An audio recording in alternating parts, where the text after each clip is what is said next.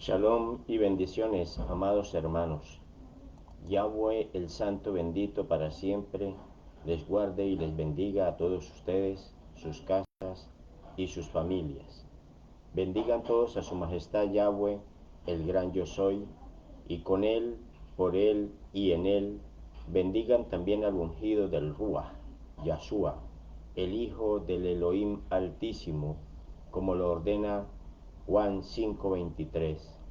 Todo el que honra al Padre debe honrar al Hijo. El que no honra al Hijo no honra al Padre que lo envió. Este es el ejad perfecto del que habla Deuteronomio 6:4 y Juan 17. El Padre en el Hijo y el Hijo en el Padre. La plenitud del Ruach HaKadosh en la majestuosidad de su gloria.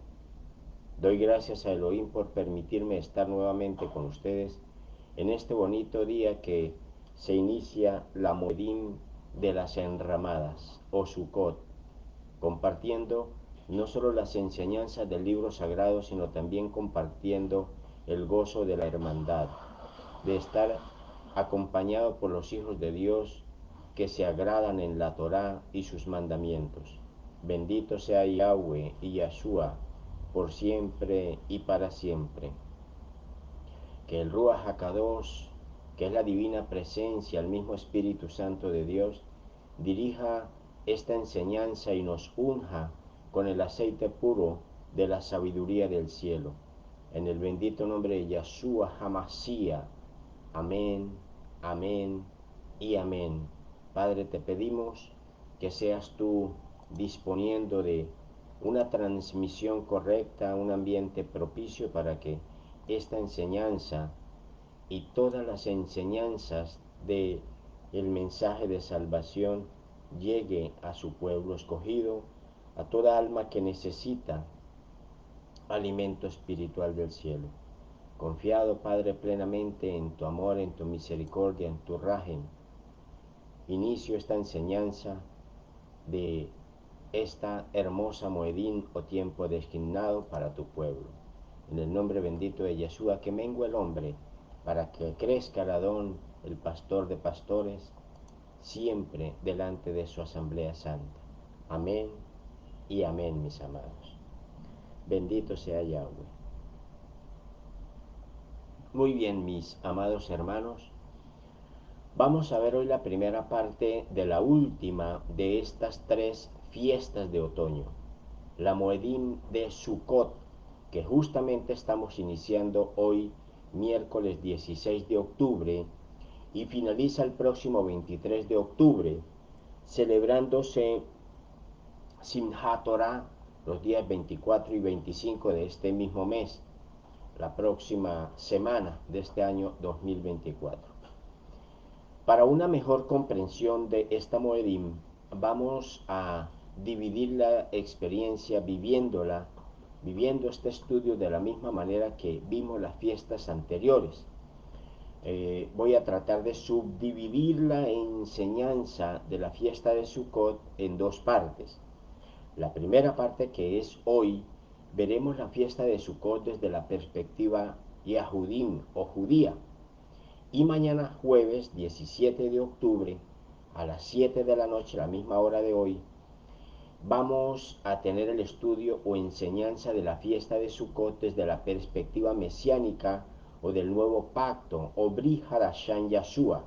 Bendito sea por siempre su nombre Kadosh. Entonces, comencemos a entrar de una vez en el estudio. El estudio de Sukkot, de las cabañas o de los tabernáculos desde el enfoque judío. Iniciemos leyendo el fundamento escritural de la fiesta, mis amados.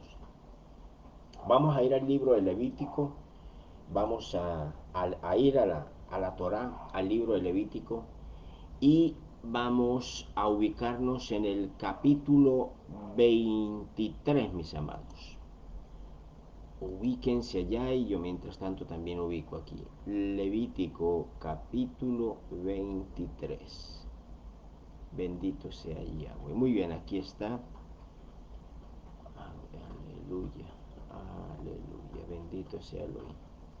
Levítico 23. Y vamos a leernos Pasuquín o versículos, capítulo 23, Pasuquín del 34 en adelante. Vamos a leer hasta el final, hasta el 43.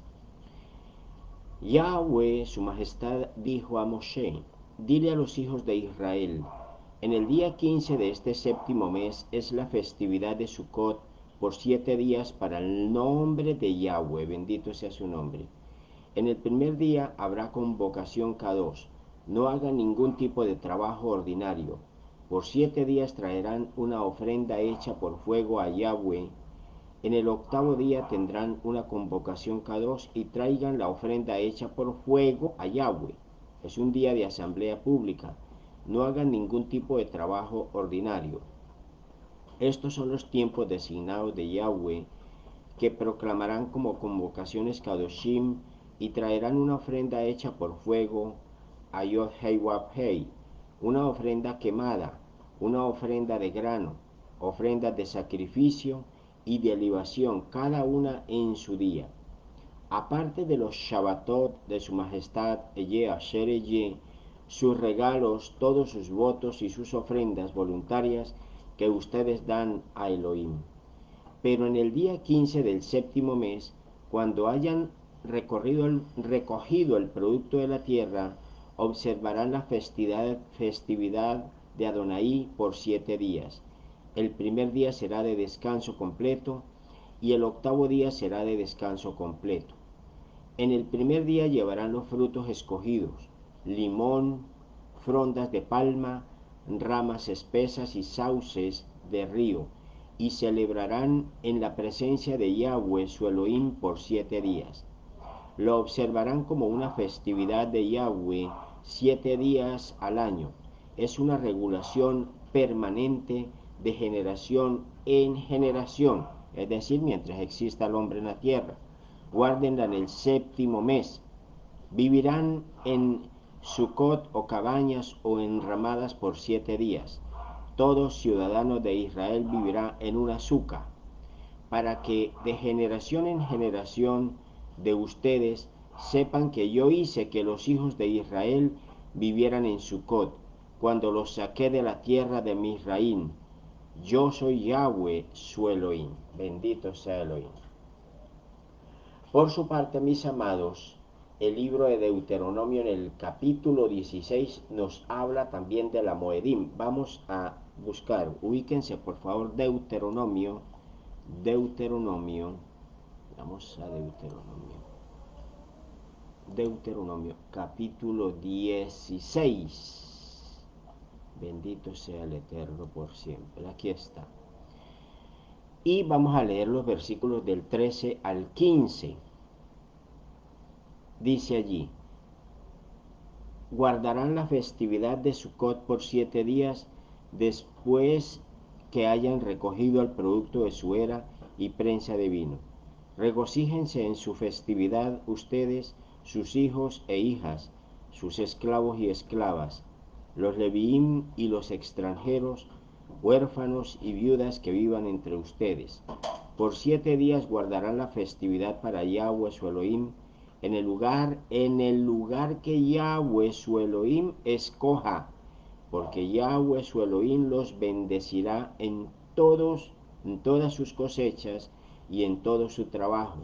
Así estarán llenos de alegría. Bendito sea Yahweh por siempre. Torah Hashem Yahweh Eloheinu Temimá. La palabra del Santo bendito es perfecta.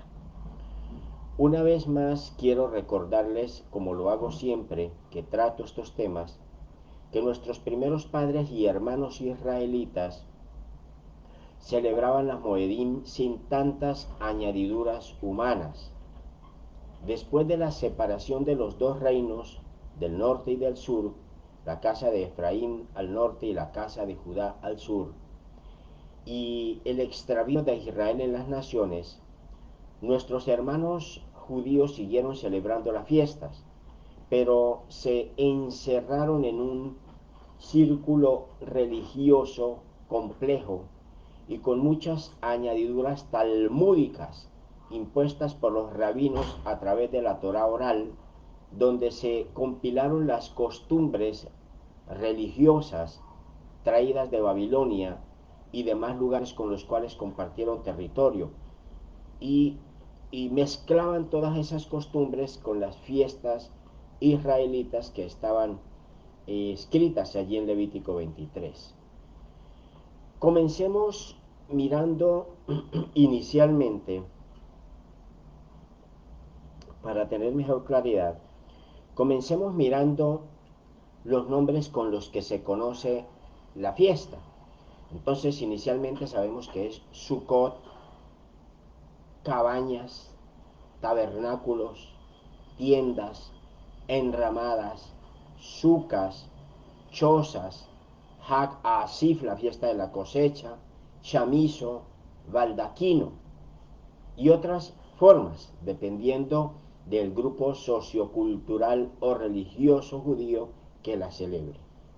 Sukkot hace referencia a una de las festividades consagradas en Levítico 23, como ya vimos, la cual se celebra durante 7 días, como dice la Torá, 7 días en Israel y 8 días en la diáspora, en la Galut, en la dispersión israelita en el mundo.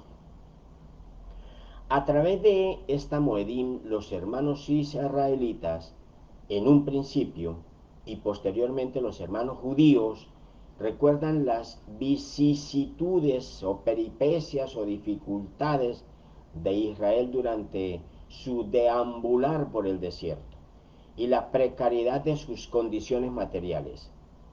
Simboliza o estaba simbolizada por el precepto de morar en una cabaña provisoria o suca, luego de la salida de la esclavitud en Mizraín, en Egipto. Los judíos, que fue la tribu que quedó junto con Benjamín y otros israelitas después de la división del reino, recuerdan la milagrosa travesía de todo el pueblo de Israel por el desierto inhóspito al salir de Egipto, confiando pues su manutención y la familia de todos ellos al Hakadosh, al Todopoderoso, que precisamente había ordenado marchar al desierto. En el futuro, dice el libro sagrado, en el futuro recordarán estas vivencias y glorificarán a Yahweh por su misericordia.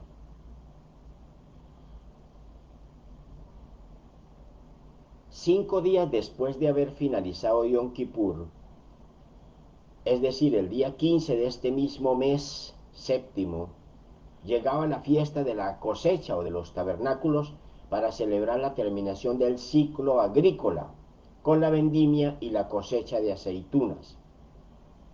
Durante esta fiesta la gente vivía en chozas o enramadas en conmemoración de su anterior peregrinación como nómadas, tal y como lo podemos ver ahí en Levítico 23 del versículo 34 al 43 y Deuteronomio 16 del 13 al 15. La fiesta se iniciaba con un día de reposo ceremonial, el día 15 de Tisrei, o sea, si hacemos la similitud sería el día de hoy, por ejemplo. Era un reposo ceremonial el día 15 y se extendía por 7 días. Era seguido de otro día, el día octavo, día de reposo especial. Es una santa convocación. El día 22 de Tisrei se llamaba la octava de los tabernáculos. Esta fiesta de Sukkot, junto a Pesach, que es Pascua, y Shavuot, o semanas, o Pentecostés, es considerada una de las festividades más importantes del judaísmo, por ser una de las 3 fiestas de peregrinación en las que se acostumbraba en la época del templo a peregrinar a Jerusalén. Es decir, la fiesta no se celebraba en ningún otro lugar diferente a la ciudad santa de Jerusalén, tal y como lo ordena la Torá. Los días de festividad son de reposo, es decir, no laborables. Un día en Israel y 2 días en el resto del mundo. 4 días de esta festividad pueden ser laborables, 5 días en Israel. Cuando finalizan estos 7 días, se celebra la fiesta de Shmini Atzeret y Simchat Torah, considerada una festividad distinta a Sukkot, constituida por 2 días no laborables, uno en Israel, 2 días en el resto del mundo. Esta es la fiesta del octavo día, 8, representado por Shmini Atzeret. Es aquello que está más allá de la naturaleza, según dicen los cabalistas judíos. En Simchat Torah, literalmente el regocijo de la Torah, es celebrado el día después de Shmini Atzeret, del octavo día. Ellos celebran la finalización del ciclo anual de la lectura de la Torá y el comienzo de un nuevo ciclo. Los hermanos judíos cantan y bailan por horas alrededor de la Bimá. La Bimá es la plataforma donde la Torá se lee y que es lo que los hermanos cristianos llaman el altar. En realidad ellos bailan y danzan alrededor de la Bimá y sostienen la Torá en lo alto y expresan su fidelidad al tener la oportunidad de acercarse a Dios. Recuerden que hoy estamos viendo la Moedim conforme a la cultura judía. Mañana vamos a ver la fiesta según las raíces hebreas. En esta fiesta de Sukkot no sonaba el shofar, sino las trompetas de plata de los sacerdotes. Originalmente en los tiempos israelitas, como nación, fue una fiesta de la vendimia porque se celebraba en las viñas, en los viñedos. Se cumplía con las manifestaciones de alegría que ordena la Torá, además de dormir en chozas o tiendas o en ramadas. Normalmente al final se hacía una súplica por una estación de lluvias abundantes y para obtener una cosecha abundante en el año siguiente. Existían multitud de símbolos en esta fiesta, asociados a la presencia divina y a su actuación en la vida de los hombres. Alojarse en cabañas donde se comía y se dormía era obligatorio para los varones y los muchachos, y era voluntario para las mujeres, para los niños, para los esclavos y los enfermos. Esta costumbre aún sigue observándose para los casos excepcionales. La regla principal de la fiesta era y es: recuerda cómo los hijos de Israel vivieron y durmieron en ramadas o en chozas en el desierto. En cumplimiento de este precepto, los practicantes comen, viven, duermen y pasan sus horas de ocio en estas construcciones, pues rústicas diría yo, todos estos 7 días. Según la Torá, las cabañas deben ser construidas manualmente, como vamos a ver más adelante unas características, con hojas de palma sin decoración. Recuerden que eran construcciones simples de un pueblo nómada que estaba en el desierto. Dentro de estas enramadas debían estar los frutos que ordena la Torá. Esta era una moedim que se hacía en las precarias condiciones del desierto, y así era como Elohim la aceptaba y como él la ordenaba. Sin embargo, muchos grupos actuales, llenos de modernismo y absortos por el intelecto dogmático religioso, ceremonial, ritual y doctrinal, comenzando por los mismos hermanos judíos, están poniendo decoraciones en esas sucas con cortinas, con velos, con guirnaldas, dibujos y con otros elementos y otras sustancias y objetos que no tienen ningún respaldo bíblico y que vamos a ver un poco más adelante. También hacen rezos, hacen bendiciones, instalan hasta fotos de rabinos y hombres que ellos llaman de Torá y los exhiben dentro de las sucas porque creen que esto les ayuda a crecer más en su fe. Actualmente, en las congregaciones mesiánicas y judío-mesiánicas, en una forma de imitación de costumbres, están poniendo las fotos de sus fundadores y su círculo familiar, repitiendo una gran cantidad de protocolos ceremoniales que no se ven por ningún lado escritos en el bendito Tanakh o en la Biblia, que es la palabra de Dios. Según la tradición judía, ellos dicen que 7 huéspedes notables, o uspisin, así le llaman, son huéspedes notables, visitan la Suca durante la fiesta, dicen ellos. Esos huéspedes, dicen ellos, son Abraham, Isaac, Jacob, José, Moshe, Aarón y David. Y en sus nombres se recogen, los nombres van en un grabado o en una placa que adorna las paredes de la cabaña. El huésped de cada día es invitado con una oración antes de cada comida. ¿Sí? Miren, amados del Eterno, en estos episodios es donde se puede ver con toda claridad lo que yo llamo confusión de la fe. Cuando la fe y las creencias van más allá de la lógica espiritual y responde solo a los impulsos emocionales de la carne. Cuando esto sucede, la fe se hace confusa y genera muchas complicaciones que puede llevarnos al desorden espiritual. ¿Cuántas personas andan en esta situación en este momento? Y si quieren comprobarlo, pues vayan y hagan un recorrido por esas congregaciones entre hoy y mañana y toda esta semana. Vayan a esas quejilot que se hacen llamar mesiánicas y se darán cuenta la cantidad de protocolos, incluso hasta para entrar a la misma cajal, a la iglesia. Y cuando ya ustedes estén dentro de la iglesia van a ver todo lo que se hace en torno a la enramada que hacen dentro del salón o a la entrada de la iglesia y vean todo lo que ponen dentro del azúcar y el misticismo que rodea esa fiesta. Ya nos guarde de volvernos aposentos religiosos con gigante vacío espiritual. Todo esto ha ido creciendo de menos a más, al punto que actualmente han surgido algunos llamados maestros de la Torá, según ellos, que en una interpretación metafísica o de filosofía trascendental revuelven la cábala con otras creencias religiosas y le han dado una especie de simbología a la Moedín que no tiene sustento en la Torá. Y sea el momento que me permitan y les hablo de algunas de esas cosas que se han inventado estos maestros, intérpretes cabalistas sobre las ordenanzas dadas por la escritura sagrada sobre la fiesta de Sukkot.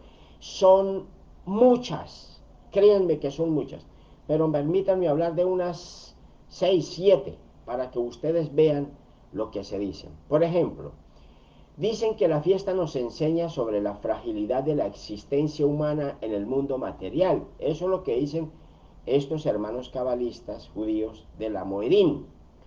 Yo les pido disculpas si les hablo con mucha franqueza, pero confiando solamente en la bendita palabra inspirada por el Santo Bendito, muéstrenme dónde dice eso en el libro sagrado y yo les mostraré lo que realmente dice. La Torá nos dice claramente qué es lo que nos enseña la Moedín. Y está escrito en el versículo 43 del capítulo 23 de Levítico. Ustedes van y lo leen, donde dice que ustedes de generación en generación deben saber que yo hice que los hijos de Israel vivieran en Sucas cuando los saqué de la tierra de Misraín. Esas son palabras del Eterno. Esto es lo que dice la Escritura. No dice nada diferente. Lo que se diga fuera de este texto queda por fuera de la Escritura y del contexto hebreo e israelita. Yahweh nos guarde. Ahora, cosa diferente es que de este fragmento del versículo 43 del capítulo 23 de Levítico, saquen la cantidad de interpretaciones que los seres humanos quieran sacar. Eso es otra cosa.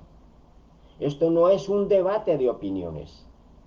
Esto es instruir en el camino de salvación de las almas, no en la postura de un intérprete dogmático que se preocupa por hacer ver al Hakadosh como si fuera un ser humano.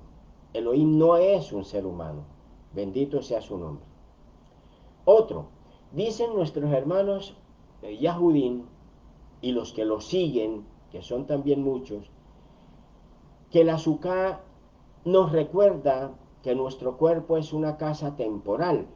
Así lo enseñan, así lo creen, así lo profesan, así lo explican. A mí mismo me llegan hermanos hablándome de esa manera. Hacen una analogía metafísica con palabras sutiles, enseñando que el cuerpo humano, como la cabaña, como el azúcar, no es más que una vivienda temporal para el alma que es eterna. Bueno, podemos decir que si esta posición se sujeta completamente al Brihadashá, pueden tener razón. Pero el problema está en que ellos no aprueban el Brihadashá de Mashiach Yahshua. Ya vimos cuál es el verdadero y único propósito y significado del azúcar según la escritura sagrada. Si la fiesta de Sukkot es profética y nos habla de Mashiach, entonces veremos que nuestro cuerpo es el templo del Ruach HaKodesh, del Espíritu Santo de Dios. Y si podemos decir que es una casa, sí, pero esa casa debe estar limpia de contaminación, porque es el nuevo templo del Ruach de Elohim. Elohim ya no mora en cabañas o en enramadas o en sucas, ni en templos de ladrillo hechos por hombres. Elohim solo habita en moradas espirituales. Recuerden que estamos en un nuevo orden sacerdotal. Entonces Elohim habita es en moradas espirituales diseñadas por el Señor de la creación, que es su Hijo amado Yahshua. Y solo entra en estas moradas físicas espirituales donde está su sello, que lo pone como un verdadero autenticador, su Santo Espíritu, quien es el único que pone el sello de Dios sobre sus elegidos. El que diga otra cosa diferente a esto puede estar algo confundido en su emuná o en su fe, y puede ser que le falta conocer sobre la obra del Ruach de Yahweh, de Yahshua, bendito sea su nombre Kadosh. Otros dicen, bendito sea Elohim, otros dicen que la fiesta de Sukkot es también una metáfora universal, es decir, signo de que en nuestra vida todo es provisional, es un refugio provisorio, lejos de casa, de la casa estable que nos espera en la tierra prometida. Mis amados hermanos, saben que, bueno, son varias cosas. Saben una de las cosas que es lo peligroso de la cábala y por qué caen tantas personas en sus doctrinas, por la manera en que hablan y expresan su misticismo ascético. La gente los escucha hablar tan bonito, amparados en la Torá, y caen deslumbrados ante sus doctrinas. La misma escritura nos advierte que debemos cuidarnos de tantas fábulas humanas, de tantas historietas dogmáticas, porque la escritura eterna puede ser alterada y usted puede estar recibiendo una imitación de la escritura sagrada. Escritura que pareciera auténtica y pareciera brillar, pero puede llevar a la confusión si no se entiende bien. Sí es verdad que en esta vida estamos de paso. Esta vida es el puente hacia la eternidad de donde vinimos y hacia donde debemos retornar. Nosotros nos aferramos a las promesas que hemos recibido de los siervos profetas, los siervos apóstoles y emisarios a las promesas que nos dejó Yahshua al Mashiach. Y esas promesas nos aseguran que recibiremos como recompensa las moradas eternas en el reino de Yahweh. Bendito sea su nombre Kadosh. En el trasfondo, lo que los hermanos judíos enseñan, en cierta forma, tiene razón, pero el pero es el que inquieta. ¿Será que los cristianos y los demás creyentes que van llegando sedientos de Torá lo entienden como debe ser de acuerdo a las enseñanzas de la don Yahshua? Esa sí es la pregunta que debe interesarnos. Bendito sea Yahweh, que el Ruach le dé revelación a todo su pueblo, a toda su asamblea apartada o Kadoshim. Dicen que Sukkot tiene un carácter especial en referencia a toda la humanidad. Este es uno de los puntos doctrinales en que no hay discusión, porque incluyen a toda la humanidad, y eso es cierto, porque la Torá nos incluye a todos, incluidas sus fiestas y su significado profético. Lo que no debemos seguir son sus costumbres y prácticas, excepto que estén conforme a la Escritura Sagrada. Bendito sea Yahweh. El Talmud, que es el principal libro de la práctica cabalista, dice que Sukkot es la fiesta de las naciones, en que se ofrecían 70 novillos por las 70 naciones, y toman como fundamento o referencia el libro de Números allá en el capítulo 29, versículos del 12 al 38.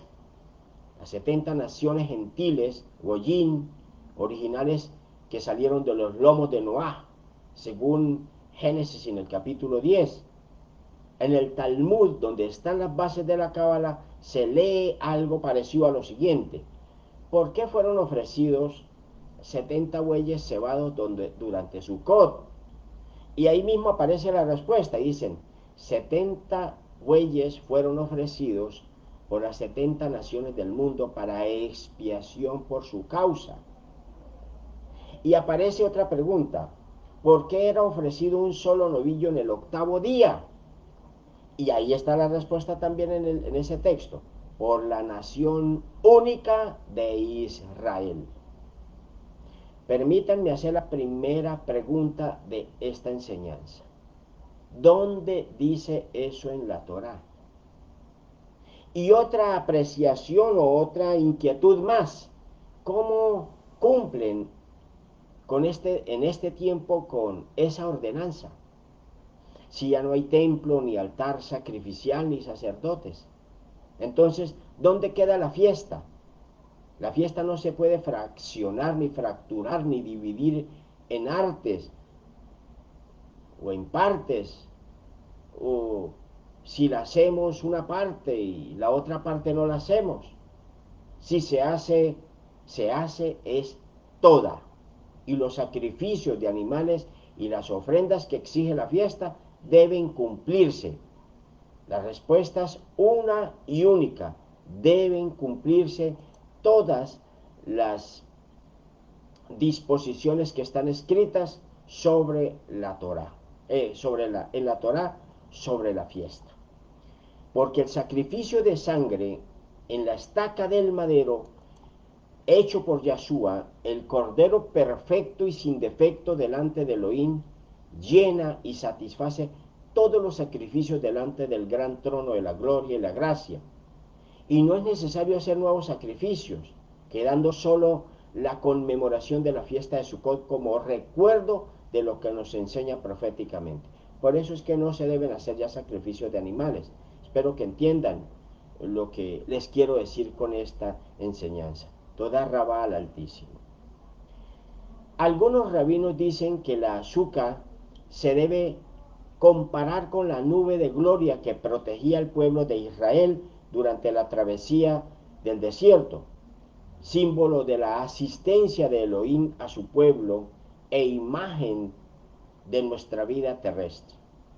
Repito, eso es el decir de los hermanos judíos, pero el libro de Levítico dice otra cosa. Dice que el objetivo, el fin de la fiesta es para que de generación en generación sepan todos ustedes que yo hice que los hijos de Israel vivieran en su casa, cuando los saqué de la tierra de Misraim. Cosa diferente es que durante la fiesta se narren los hechos que sucedieron durante la travesía en el desierto, y esas peripecias se traigan a la Moedim sin hacer el análisis profético mesiánico, que es de lo que nos habla en la fiesta de Levítico 23.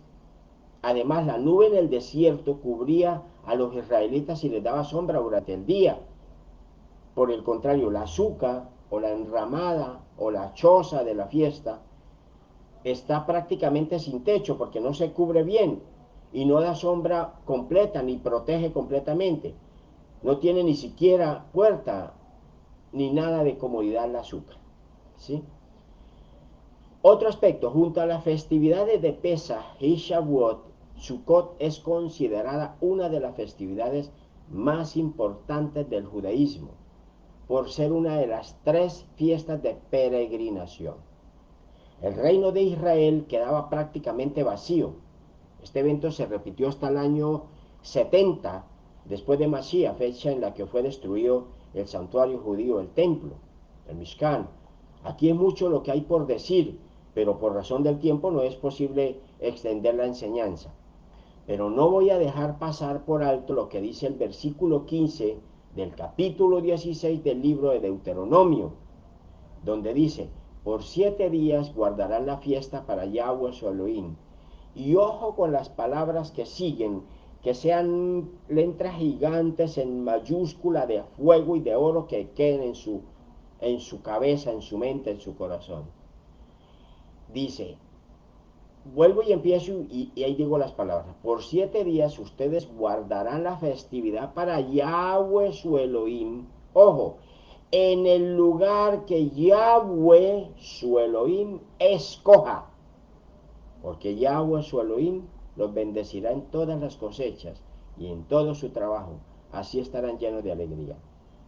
Recuerden bien esto, que lo voy a retomar más adelante, sea ahora más adelante o mañana en la segunda parte. Está prohibido, por expresa prohibición de la Escritura Sagrada, levantar o construir sucas en lugares diferentes a Jerusalén. Ahí lo dice el libro sagrado. Solo pueden construirse en el lugar donde Elohim escogió para hacer y celebrar la Moedim, y eso fue en Jerusalén. Y una última interpretación cabalista de la fiesta que hacen nuestros hermanos judíos, una última por hoy, una última interpretación cabalista de la fiesta. La hace el rabino Nachmanides en el siglo XII, por allá en España. Y él explica su concepto cabalístico. Dice que son 7 días de fiesta porque 7 es el número del mundo natural.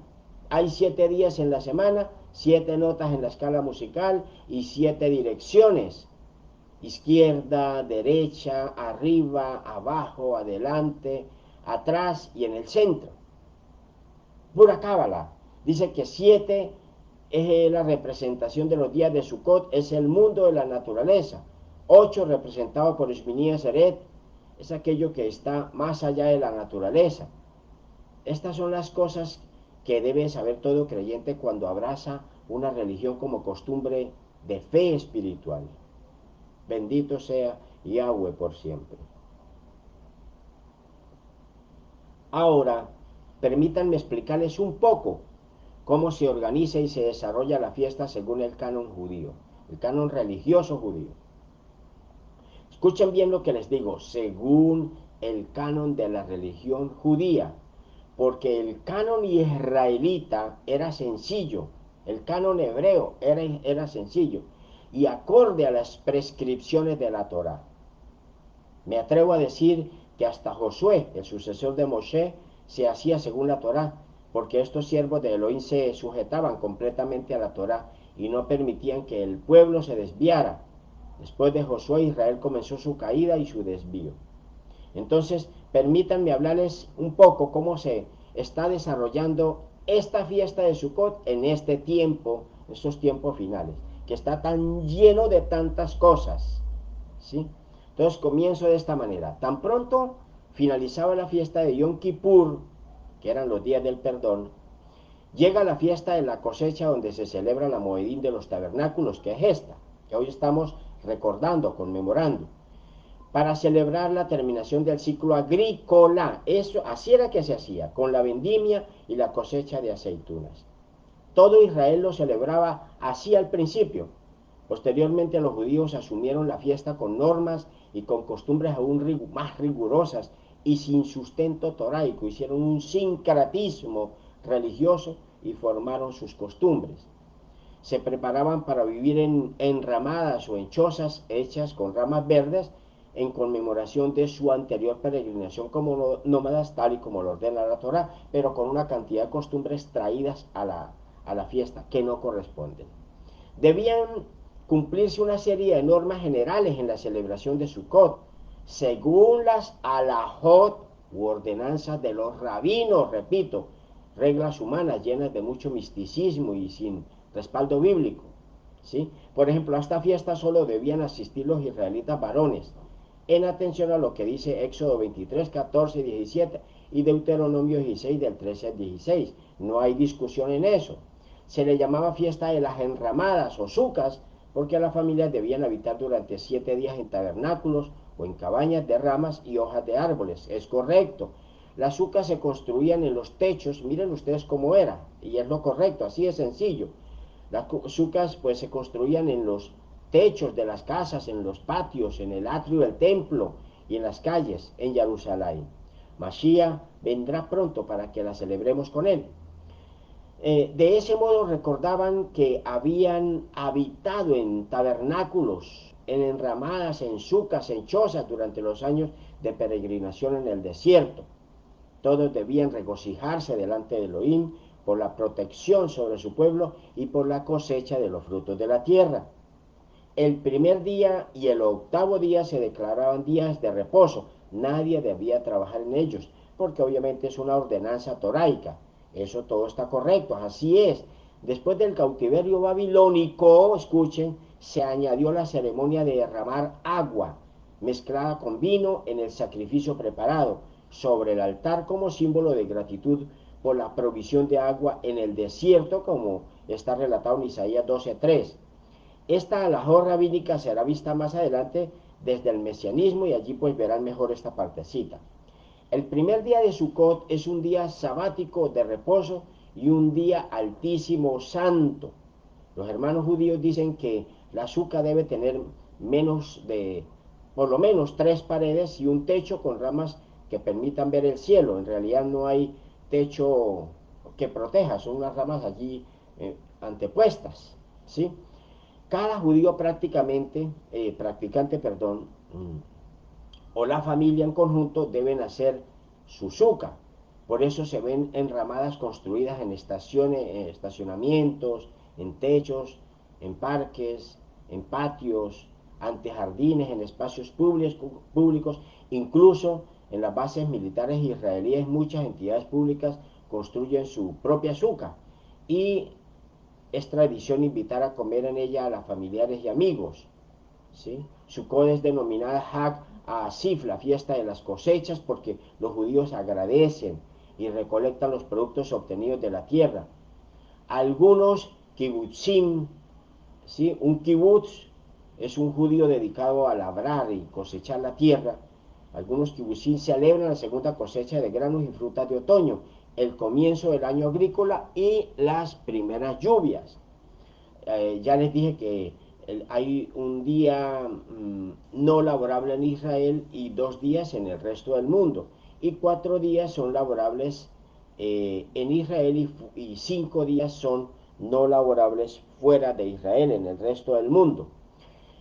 Finalizados esos 7 días de la festividad son seguidos por la fiesta de Shmini Atzeret, el octavo día de la asamblea, y Simchat Torah, que es regocijarse en la Torah. Se finaliza con la lectura de la Torah para volver a comenzar a leerla en el siguiente año litúrgico, considerada una festividad distinta de Sukkot, constituida por 2 días no laborables, uno en Israel, 2 días en el resto del mundo.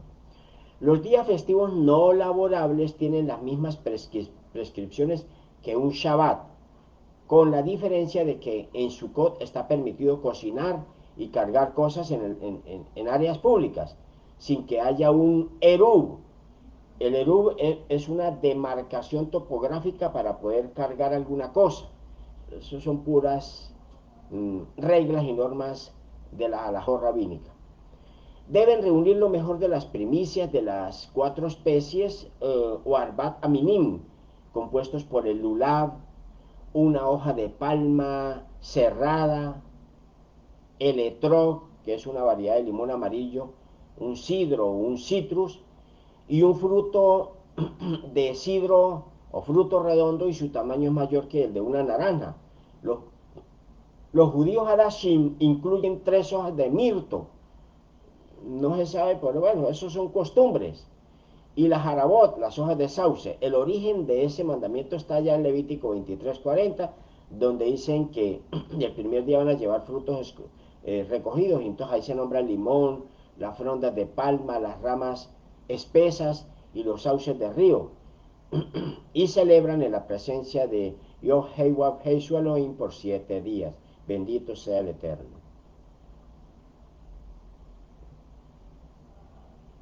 El rezo de la mañana de los 7 días de la fiesta, exceptuando el sábado, se lleva a cabo la ceremonia de Neilá Lulav, que es agitar el lulav, y el lulav ya es la palmera, en la cual se toman los arbaminim, las 4 especies de ramas, y se agitan a los 4 puntos cardinales.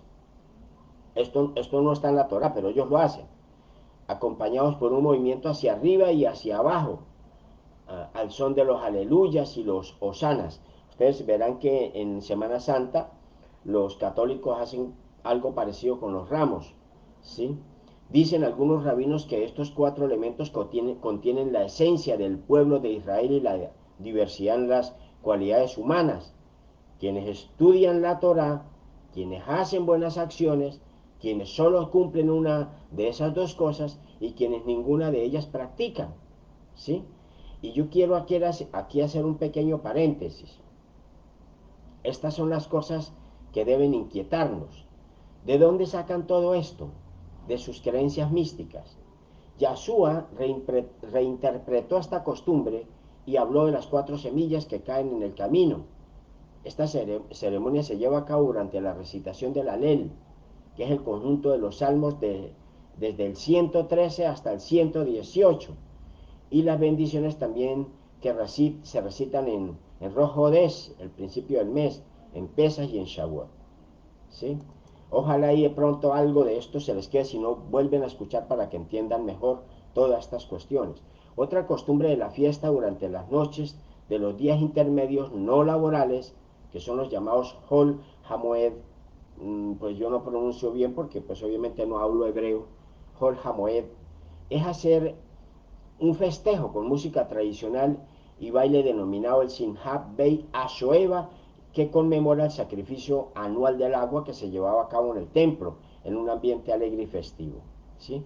El peregrinaje a Jerusalén es una costumbre que comenzaron los bíblicos, los israelitas, tras la conquista de Canaán, para presentar ofrendas a Yahweh a través de la casta sacerdotal de los Kohanim que estaban en el templo. En la actualidad esta costumbre se recuerda con multitudinarias bendiciones junto al Muro de los Lamentos, allí en Tierra Santa, el lugar más cercano al sitio más sagrado para el judaísmo, ante el que los descendientes de esta casta bendicen al pueblo cubiertos con taledos, con estos talit. El séptimo día se denomina Hoshana Rabbah, cuando el templo estaba en pie, hace poco cerca de 2000 años, grandes ramas de sauce se llevaban apoyadas sobre el altar durante Sukkot. La trompeta sonaba y los sacerdotes caminaban alrededor del altar y recitaban la plegaria de Oshaná, que traduce por favor trae la salvación. Entonces entraba la gente y agitaba las arabot. Acuérdense que las arabot son las palmas, así como los ramos en Semana Santa los católicos. Las agitaban a los lados y hacia arriba y hacia abajo. En el séptimo día de Sukkot, estas ramas eran llevadas incluso si era Shabbat, y el altar era rodeado 7 veces para recordar este precepto. En la sinagoga se caminaba alrededor de la bimá, que es el sitio parecido al altar en medio de la sinagoga, una vez cada día y 7 veces en el séptimo día de Sukkot. De allí Oshaná Rabá, Oshaná grande, por la diferencia numérica de vueltas en el séptimo día respecto a los demás. Según la creencia rabínica, es cuando, dicen ellos, cuando el Creador termina de sellar sus veredictos de Yom Kippur, a consecuencia del juicio que se inició en Rosh Hashanah, en Año Nuevo, y de evaluar a todas las criaturas del mundo. Esto no aparece en el rollo de la Torah por ningún lado, pero bueno, esa es su creencia, y a ellos pues se les respeta esa creencia, ¿sí? En ambas ocasiones se acostumbra a bailar el acafot. El acafot es un baile en círculos, es una costumbre de los hermanos judíos y que están imitando por todos lados los hermanos creyentes que van llegando al mesianismo. Es que no tienen ni idea de lo que significa el baile. Ahí aprenden una cantidad de cositas, pero bueno, hay que respetar esa la cultura judía. Entonces, ellos acostumbran a bailar ese acafot ese baile en círculos, llevando los rollos de la Torá. Ellos saben por qué lo hacen, cómo lo hacen, cuándo lo hacen, dónde lo hacen. Ellos saben todo eso, ¿sí? Y lo hacen alrededor de la bimá, que es como una especie de púlpito. Y allí recitan Oshanot, que es la denominación que se deriva de Oshiana, sálvanos por favor. Esto tampoco es bíblico, son meras costumbres judaicas, pero bueno, no hay inconveniente porque no hay nada malo. Lo que pasa es que son costumbres que están llenas de mucho misticismo cabalista. La última de la fiesta que celebra el final del ciclo de la lectura semanal del libro sagrado y su inmediato recomienzo. Eso tampoco es bíblico, ¿sí? Las parashot semanal son costumbres judaicas, aunque no tienen nada de malo, pero es de ellos, porque ellos leen el libro sagrado, pero no es obligatorio hacerlo como lo hacen ellos, hacer las parashot semanales.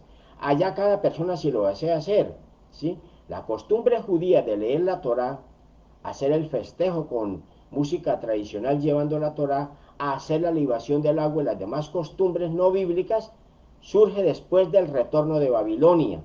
Ustedes pueden leer Nehemías 8, 13 al 18 y ahí se van a encontrar con este evento. Era tanto el gozo de los repatriados y la alegría que sentían por haber retornado y haber reconstruido las murallas de la ciudad y haber reconstruido el altar, que después de escuchar la lectura del rollo de Moshe, todos lloraron y se lamentaron por su desobediencia, y después decidieron hacer la fiesta de las enramadas, y fue cuando comenzaron a hacer todo esto, y lo tomaron como costumbre, ¿sí? En el sábado correspondiente a los 7 días se lee como Haftará, se selecciona un libro específico, el libro de Coelet, que es Eclesiastés, para indicar lo transitorio de este mundo. Los 7 días. Hay una costumbre y normas judaicas relacionadas exclusivamente con la tienda que también quiero mencionarles. Por ejemplo, tan pronto termina Yom Kippur se empieza la construcción del azúcar. No se hace antes ni se hace después. Tan pronto termina Yom Kippur. Ya en ese espacio que queda ahí, en la atardecer ahí se hace la construcción de la cabaña, ¿sí? Eh, a techo abierto, o sea, a cielo abierto, ¿sí?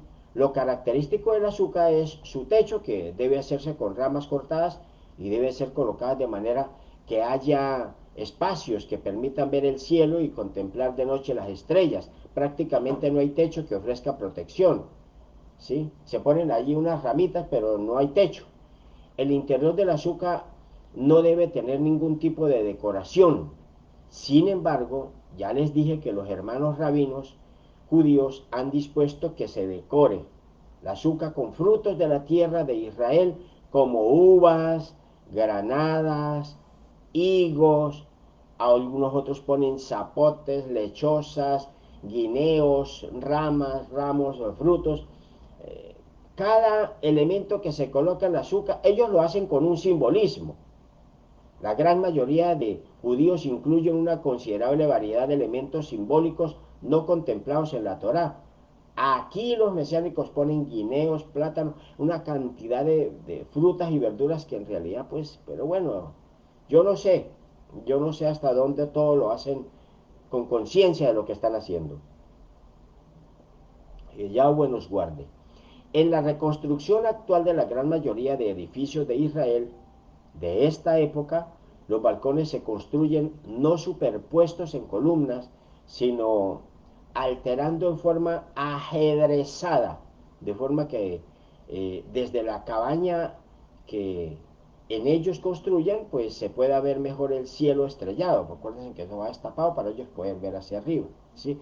Son costumbres de arquitectura, de construcción, para ellos poder tener acceso, conforme la Torah lo indica, a mirar el firmamento. Bendito sea Yahweh por siempre.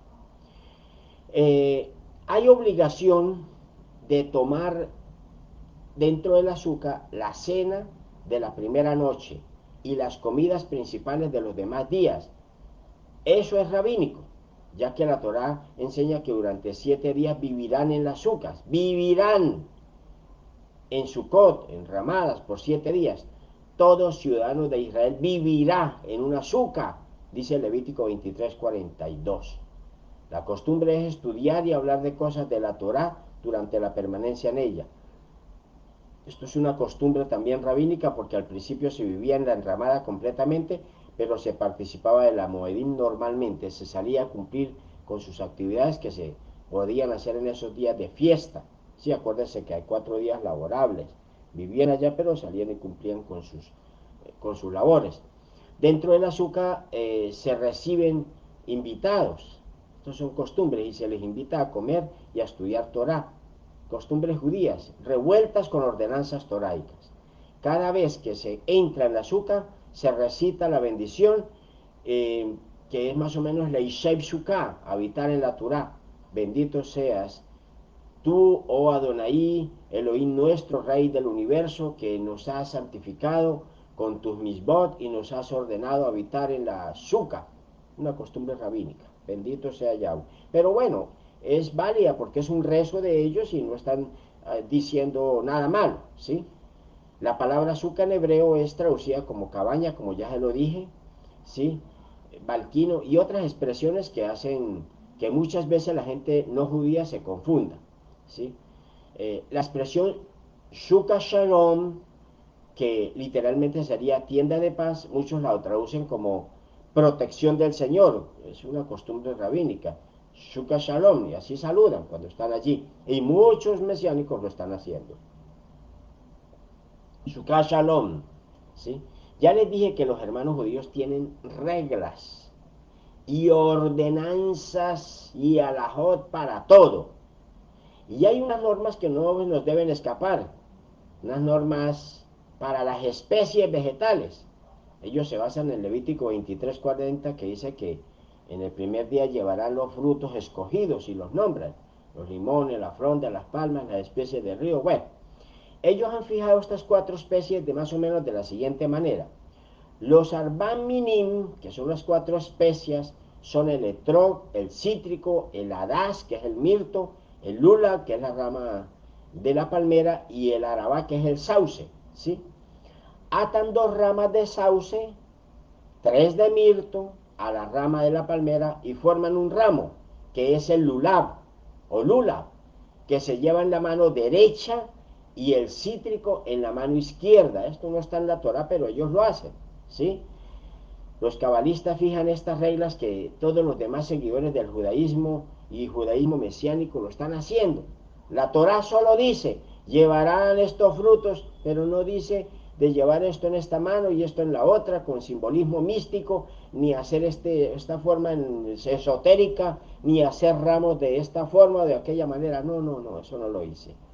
Cuando llegan a la sinagoga con mucha alegría, comienzan a agitar el lulav durante la recitación del Alel, en el Salmo 117, en dirección al este o al oriente, al sur, al oeste, al norte, arriba y abajo. Esto no lo dice la Torah, pero así lo hacen los cabalistas y sus seguidores que se hacen llamar mesiánicos. Yahweh los bendiga. A los judíos, siempre digo, a los hermanos judíos, todo esto se les acepta porque es su religión. Pero ¿qué hacen los que llegan de por aquí haciendo todo eso? Haciendo imitaciones. No, no, no deben hacerlo. Mañana van a ver cómo se celebra Sukkot conforme al nuevo pacto en Yahshua. Es así que se debe hacer. No inventando cosas que no deben inventarse. ¿Para qué? Esta ceremonia ritual les recuerda a los hermanos judíos que Elohim está presente y es Señor de todo el universo. Así para ellos, ¿sí? Estas son situaciones que repiten grupos judíos y mesiánicos con la venda de pronto de los que van hacia allá de ignorancia. ¿Ustedes creen que nosotros, los verdaderos seguidores del Mesías de Israel, necesitamos hacer todos estos rituales para recordar que Yahweh Elohim es omnipresente y es amo y Señor de toda la creación? Yo creo que no, Yahweh nos guarde. Con las 4 especias vegetales ellos realizan las akafot, que es el baile en círculos del que ya le dije, alrededor de la bimá, que es el podio ubicado en el centro de la sinagoga, pues haciendo la semejanza del altar en el centro del templo. también son añadiduras rabínicas, y eso es lo que están haciendo en las cajal mesiánicas actuales. Vayan y vean ese espectáculo de ritual místico y se darán cuenta de todas las barbaridades que hacen, y lo más tremendo de todo eso es que creen ciegamente que están agradándole a Elohim. Elohim dice en su bendita Torah: salgan de esa ignorancia, pueblo mío. Mi pueblo se confunde y se pierde por falta de conocimiento. A ellos se les van a abrir los ojos y van a dejar botado, cuando venga Mashiach, se les van a dejar botado a más de uno que están haciendo lo mismo de ellos, porque ellos van a dejar de hacer eso como dejó de hacerlo Saulo cuando conoció a Mashiach, como dejaron de hacerlo todos los apóstoles y los shaliach y los discípulos cuando conocieron a Mashiach. Por eso Saulo le dijo a Kefa: tú siendo judío no haces nada judío, ¿por qué obligas a los demás a judaizarse?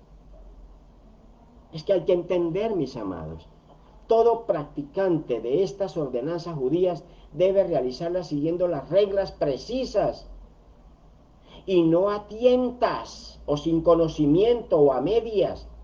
Todo judaizante debe saber que abraza esa fe y esa religión sin discutir. ¿Qué hace ahí un seguidor de Yahshua HaMashiach? Dicen los cabalistas en su libro, el Midrash, que las 4 especies simbolizan las 4 clases de israelitas. El etrog, que posee sabor y aroma, simboliza a los hombres que saben la ley y cumplen los preceptos. El lulav, que posee sabor pero no aroma, simboliza hombres que saben la ley pero no cumplen los preceptos. Aras, que posee aroma pero no tiene sabor, simboliza los hombres que cumplen buenas acciones pero no saben Torah. Y el arabá, que no posee ni sabor ni aroma, simboliza a los hombres que no conocen la ley ni cumplen las buenas acciones. Pero todos ellos juntos forman el pueblo de Israel. Todos ellos forman una sola unidad ante el Eterno. Para ellos estas posturas tienen su fundamento y son hasta muy ciertas, incluso para nosotros, porque de ellos podemos tomar lo que esté de acuerdo a la Escritura Sagrada y llevarlo a la praxis espiritual. Pero ninguno de ustedes vaya a olvidar jamás que Yahshua era judío, descendiente de padres judíos, criado como judío, formado en toda la plenitud de la cultura judía, y aún así se apartaba de la gran mayoría de costumbres de sus hermanos judíos y nos daba sus ordenanzas propias de parte de Elohim, que sí debemos atender, escuchar y obedecer.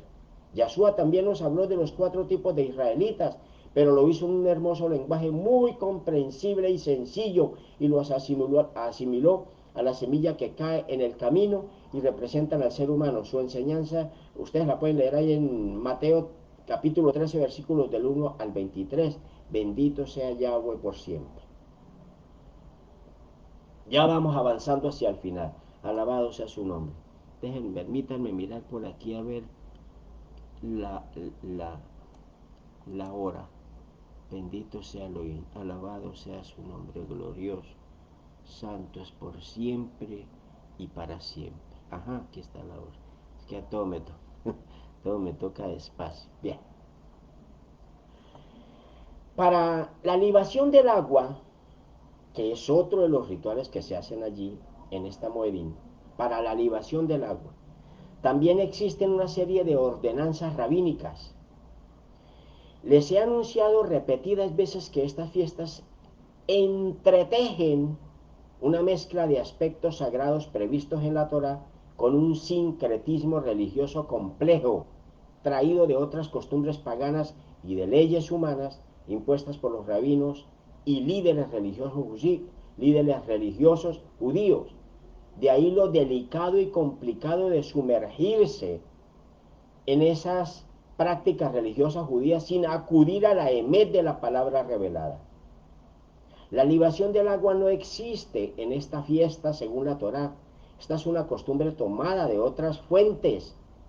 La libación es un ritual religioso o ceremonia de la antigüedad que consistía en la aspersión de una bebida, agua, aceite, vino, miel o entre otras sustancias, en ofrenda a un Elohim, a un Dios. en Babilonia, y las demás naciones vecinas lo practicaban. Los hermanos judíos dicen que durante los días de Sukkot, Yahweh juzga también el agua. Es decir, Elohim determina cómo serán las lluvias en el año que comienza. Una idea muy importante para una cultura agrícola ubicada en la zona mayoritariamente desértica. Para ellos. Pero para nosotros, muéstrenme dónde dice en la Torá que Elohim juzga el agua. Si Elohim hace llover sobre justos e injustos, así como sale el sol sobre justos e injustos, todos los días la tenemos.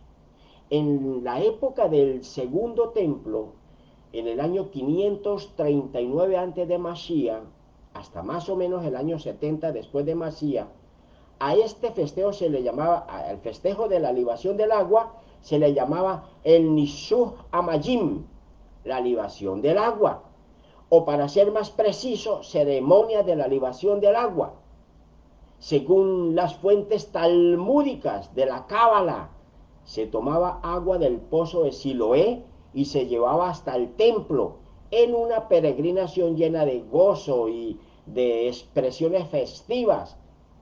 Una vez que estaban en el templo, el agua era derramada, libada, derramada, libaciones, derramamiento del agua en medio de la música, de las danzas y de las plegarias, para que las lluvias fueran propicias durante todo el año. Esta ceremonia fue tomándose como ley de estricto cumplimiento, llegando a constituirse en la solemnidad más festiva de Sukkot, la libación del agua. El Bet Hashoeva o el Bet Hashoevah. Los cabalistas y talmudistas dicen en la Mishnah, en el tratado de la Sukkah, aquel que no vio el regocijo de Shimha Beit Hashoevah nunca ha visto el verdadero regocijo en su vida. Santo bendito. Al terminar el primer día de Sukkot, el sumo sacerdote llenaba una vasija de oro con el agua de la fuente de Siloé, la fuente del enviado, y acompañado de un gran ceremonial y de una multitud festiva que portaban torchas, la llevaba al templo y la derramaba sobre el altar, ofreciendo el agua a Elohim. Elohim de Abraham, de Isaac y de Jacob, el Elohim de Israel. Durante los 7 días de la fiesta vertían, libaban, regaban, echaban el agua sobre el altar por la mañana. En los momentos de la ofrenda y del sacrificio también lo hacían. Esta libación se realiza de manera muy solemne, lo hacían. Se realizaba llevando un cántaro de oro con capacidad para 3 logim, o sea, un log equivale aproximadamente a medio litro. ¿Sí? El cántaro se llenaba con el agua del manantial de Siloé. Llegaban los coanín o los sacerdotes y el pueblo al portón del agua, después que llenaban el cántaro y hacían sonar las trompetas para cumplir lo que decía Isaías 12:3, y extraerán agua con alegría. Es que ellos todos lo llevan siempre a esos términos místicos. El sacerdote que tenía que cumplir con esta tarea subía a una rampa, que es un altar que estaba al lado sur, y se movía hacia su izquierda, hacia el extremo sudoeste, y allí realizaba las libaciones. El recipiente del lado occidental era para el vertido del agua, y el oriental para el vino, y los recipientes estaban el uno cerca del otro. A quien realizaba la tarea de regar el agua, de la libación del agua, le decían, alza tu mano, ¿sí? Le decían, todo el pueblo le decía, alza tu mano, para que se vea que colocas el agua dentro del recipiente. Porque si el sacerdote, por más sacerdote que fuera, si llegaba a regar el agua, un poquito que se le regara, el pueblo inmediatamente lo atacaba, lo golpeaban con los hidros. No les importaba que fuera sacerdote. Vean ustedes todo eso. El fanatismo religioso sin mover del Espíritu Santo. Puras reglas humanas. Cada vez que hablo de esto siempre digo y repito, ¿por qué los predicadores enseñan a sus seguidores a hacer todo esto? Pues por ignorancia. Ya veremos más adelante lo que sucedió con Yeshua el día de la libación del agua, cómo los confrontó, los reprendió y los corrigió, porque él sabía que esto no era lo que quería Elohim, el abacados y eterno. A Elohim todo esto le desagradaba, ya que él lo que busca siempre es un corazón contrito, humillado en sus hijos, arrepentido, transformado, un nuevo nacimiento. Cuánta razón tenía el profeta Isaías cuando dijo allá en el primer capítulo, versículos del 11 al 14, de qué valor es para mí la abundancia de sus sacrificios. Pregunta Yahweh, estoy harto de esas ofrendas quemadas de corderos, no me deleito con la grasa de ovejas que ustedes me presentan, no tomo placer de la sangre de toros, de machos cabríos que ustedes traen delante de mí. Si ustedes vienen a presentarse con esto en mi presencia, pero ¿quién les pidió que hicieran todo eso para llegar a mis patios, a mis atrios? Paren, dejen de traer ofrendas inservibles de grano. El incienso es abominación para mí. Rosh Hodés, que es luna nueva, el Shabbat, el convocar a todas esas asambleas. No puedo soportar la maldad junto con sus asambleas, dijo el santo bendito para siempre Yahweh Elohim. Tu ayuno, tu descanso del trabajo, tu Rosh Hodés, tus lunas nuevas, tus festivales, mi alma las aborrece, te has hecho detestable para mí, no perdonaré tus pecados. Santo de Israel, Yahweh nos guarde. Clamamos para que el Espíritu Santo sea nuestro guía, nuestro maestro, nuestro consejero y la unción poderosa que nos llena de sabiduría del cielo en el bendito nombre de Yahshua Hamashiach. Amén. Y por último nos queda ver las normas más importantes para los 2 días de Shmini Atzeret y Simchat Torah, y con esto ya voy finalizando, con la ayuda de Elohim. Todo creyente practicante de las costumbres judías debe saber que si va a practicar las costumbres judías, entonces debe practicarlas todas, siguiendo el ritual estricto. De lo contrario, no debe convertirse en un imitador a medias, porque resulta desaprobado y al final no sabrá ni dónde ubicarse. Junto con Sukkot están Shmini Atzeret y Simchat Torah, 2 días que enlazan con la fiesta de la que continúan, que no forman parte de ella. Shmini Atzeret, el día octavo, como dice Números 29:35. Los judíos le cambiaron el nombre y su contenido y decidieron llamarlo el día de la lluvia. Se celebra el día siguiente al séptimo día de Sukkot. En este día se pide por la venida de las lluvias, el largo y cálido verano ya ha terminado y se acerca la estación de las lluvias. Se reza por la venida de la lluvia vivificadora de la tierra. Recuerden que los Yahudín creen que Elohim está juzgando el agua también. El día siguiente es también festivo. Se celebra Simchat Torah, la alegría de la ley. Este día finaliza la lectura litúrgica de la Torah y se vuelve a empezar nuevamente el año siguiente. Se termina de leer la última parashá de Deuteronomio y se empieza con Breshit, o sea, Génesis nuevamente. Los rabinos danzan en la sinagoga portando el rollo de la Torá, el Sefer Torá. Nuestros pastores mesiánicos hacen lo mismo. Comienzan a danzar alrededor de la Bimá en sus iglesias.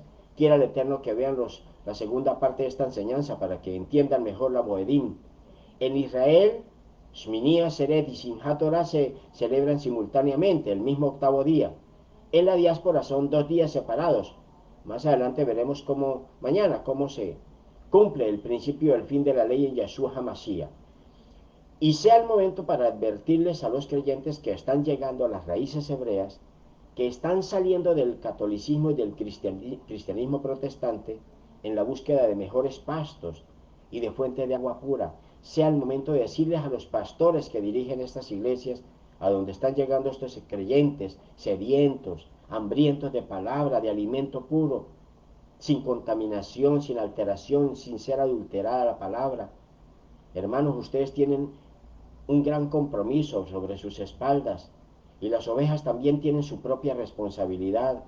Sepan que en el pueblo judío actual hay mucha confusión.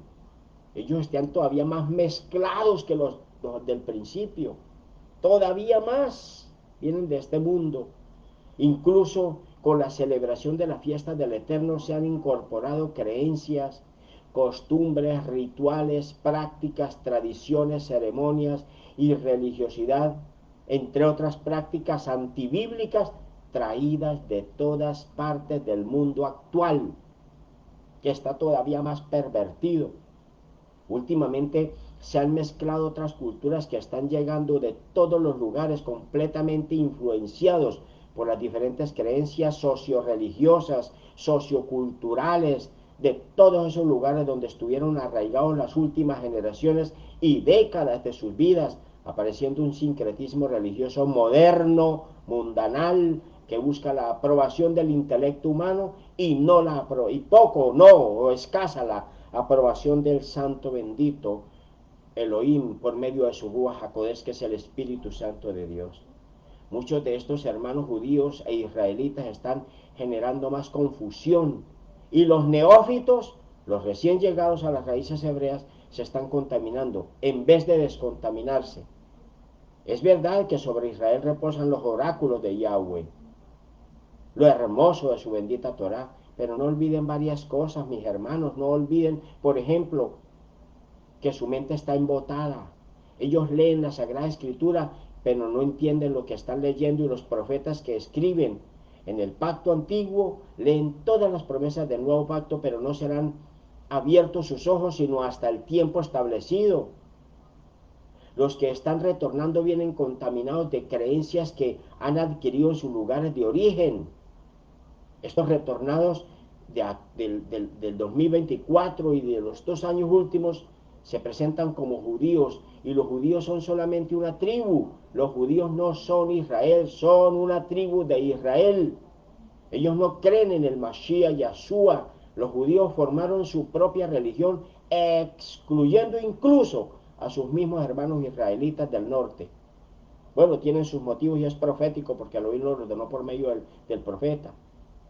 Todos los grupos judíos y judíos mesiánicos que siguen las creencias y prácticas judías deben saber que la cultura judía es única y sus prácticas religiosas representan su identidad judía. Además deben entender que para la mayoría de ellos no existen las enseñanzas mesiánicas ni el mover de ruas de Yahweh. A cada cultura humana el Eterno le ha dado reglas y normas propias de vivencia y de comportamiento, y a Israel, el pueblo de Yahweh, preparado y dispuesto desde antes de su existencia, se le dieron estas ordenanzas para que ellos las lleven a la práctica de su vida diaria. Por eso dice el libro de Revelaciones que al final de los tiempos vendrán de toda nación, lengua, pueblo, origen, de todos del mundo, todos mezclados. ¿Sí? Los hermanos judíos han decidido hacer modificaciones a la letra escritural. Esos son ellos. Pero no quiere decir que usted vaya a hacer lo mismo, hermano creyente. Usted solo debe ser practicante de lo que la palabra de Dios le ordena. Nosotros debemos ser respetuosos y observantes de todas las costumbres judías y cumplir con los misbot que el Creador dejó para toda la humanidad. El pueblo gentil es injertado al olivo natural que es Israel, y solo con esa nueva ciudadanía dejamos de ser goyín del mundo para alimentarnos de la savia de Israel. Pero escuchen, la raíz que produce la savia viene de Israel por decreto divino. La raíz y la savia son los hermanos judíos. Elohim quiere y espera que los frutos que nosotros produzcamos sean mejores y más excelsos que los frutos de nuestros hermanos judíos. Por eso el libro sagrado dice muy bien en Mateo 5:20, porque les digo que si su justicia, la de ustedes los del mundo, no es mucho mayor que la de los maestros de la Torah y los perushim, todos judíos, de ningún modo entrarán en el reino de mi Padre Yahweh Elohim. Escuchen esas palabras. Por eso es que desde el seno judío salió el único judío al cual debemos escuchar y obedecer sin ninguna discusión, porque es la luz que nos da vida. Su nombre es Yahshua HaMashiach, alabado sea su nombre bendito. Sobre este tema el libro sagrado nos dice muy bien en 2 Corintios capítulo 3 versos 14 al 16. Yo parafraseo, ustedes leen bien allá donde dice, la mente de ellos, de los hermanos judíos, se embotó, de modo que hasta el día de hoy tienen puesto el mismo velo al leer el pacto antiguo. El velo no les ha sido quitado porque solo se les quita en Mashiach Yahshua. Hasta el día de hoy, siempre que leen a Moshe, un velo les cubre su corazón. Pero cada vez que alguien se vuelve al Adón Yahshua HaMashiach, el velo se le quita. Bendito sea Yahweh. Ahora bien, Yahweh es el Ruach HaKodesh. Y donde está el Ruach de Yahweh, hay libertad. Así todos nosotros, que tenemos ya el rostro descubierto, reflejamos, como en un espejo, la gloria del Adón. Somos transformados a su semejanza con más y más gloria por la acción del Adonai, que es el Ruach HaKodesh. Bendito sea su nombre. Por esta misma confusión, donde se ha puesto la halajá rabínica, que son leyes humanas que no proceden de Dios, son meras costumbres de religiosidad y creencias por encima de la Torá de Elohim, pero utilizando la Torá de Adonai, es que hay confusión en la celebración de las Moedim y sus rituales ceremoniales. Bendito sea Yahweh, que Elohim nos guarde. Y ya para finalizar, antes de finalizar el tema de hoy, quiero ofrecerles instrucción en esto pequeñito. No olviden que hay días santos hebreos, israelitas o judíos.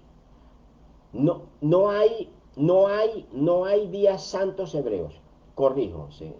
No hay días santos hebreos, no hay días santos israelitas, no hay días santos judíos. Hay solamente días kadoshim de Yahweh. Y lo que Elohim ha santificado, el ser humano no puede llamarlo inmundo, dice Hechos 10:15. Hay un solo día que es bendito y santo por decreto del eterno Elohim, es el Shabbat. Está escrito en Génesis 2:3. Los días de las fiestas no son santos. Lo que es Kadoshim o santo es la convocación a la asamblea, no el día.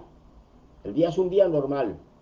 La Torah dice, es una convocación santa.